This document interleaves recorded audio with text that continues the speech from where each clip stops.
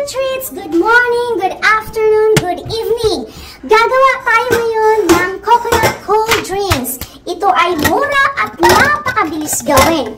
Paghalo-haloin lang natin ang coconut juice, shredded young coconut, at evap milk.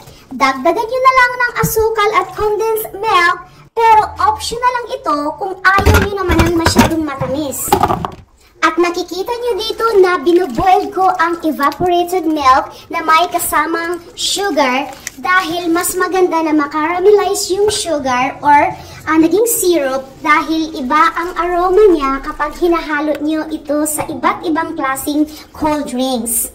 At nagdagdag na rin ako ng condensed milk, optional lang ito dahil alam ko naman na tatabang ito ng konti dahil sa napakaraming yelo na nilagay ko nito at sa laki ba naman ng pitcher.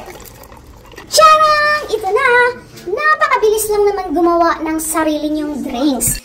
At pwede niyong lagyan ng coconut jelly or nata de coco para mas lalong sumarap. Ayan, nakaka-refresh at saktong-sakto dahil summer season ngayon sa Canada. At hindi bihira ang init ngayon. Tikman na natin! See you sa next video!